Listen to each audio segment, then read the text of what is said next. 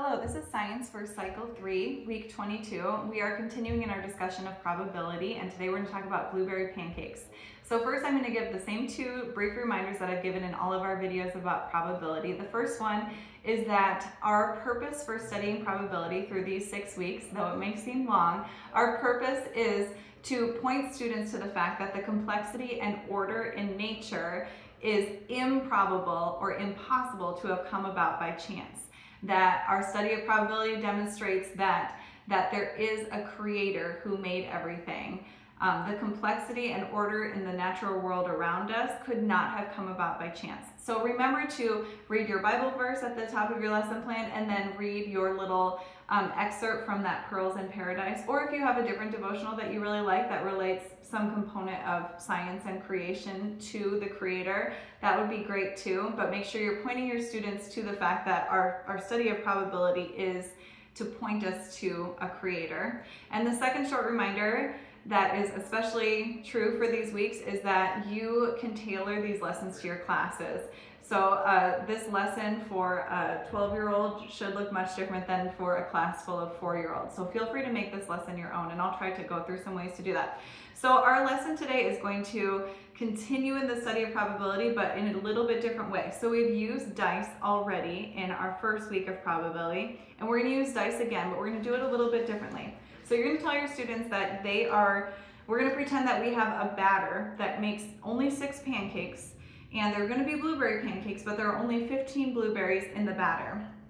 So you're going to make 6 pancakes. This is from your students' science journals. You're going to make 6 pancakes, and you want to see what's the probability that each pancake will get at least 2 blueberries if there's only 15 blueberries. And so you're going to use your dice to do that. Okay, so you're going to roll 15 times. I would recommend starting this as maybe a demonstration. You could do it while students write in their lab journals. You could just do it on a whiteboard or something like that, or on your table for them to see.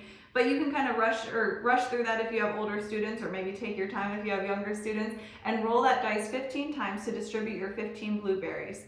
So I could have my students make little blue dots maybe with some blue markers or something like that, and see what the likelihood is that we're going to get at least 2 blueberries on each pancake.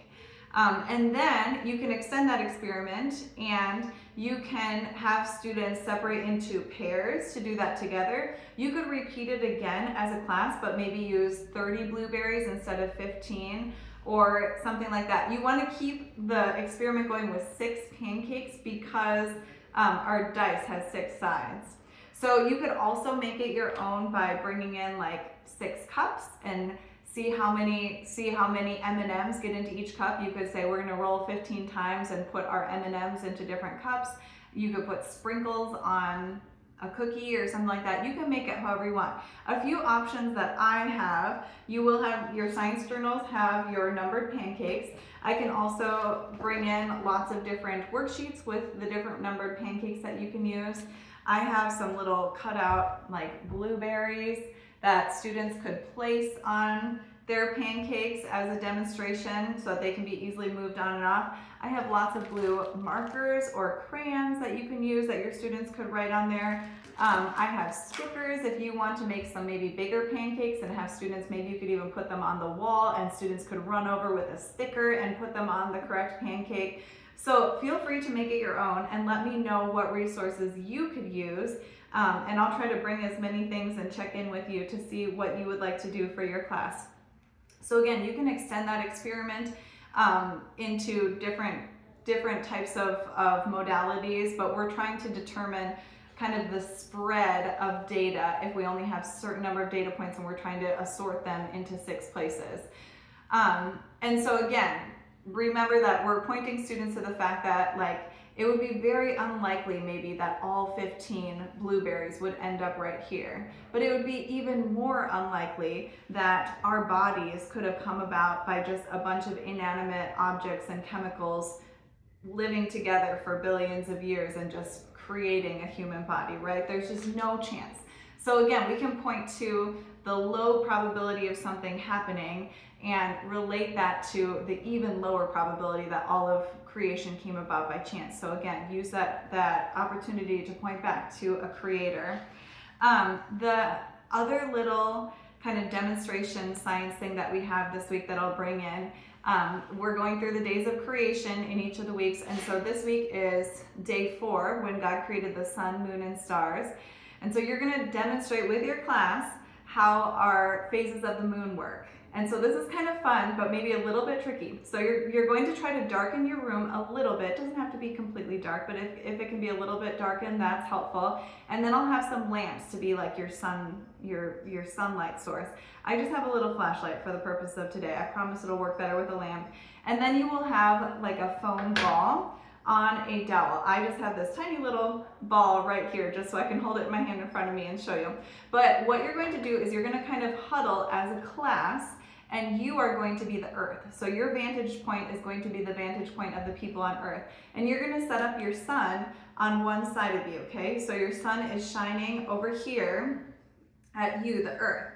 And your moon is going to change positions and cycle around the earth. So for example, when my sun is here and my moon is right in front of it, I can't see any of the moon lit up right now. So this would be a new moon. So we're starting at a new moon where the ball is going to be between you, your class, and the sunlight.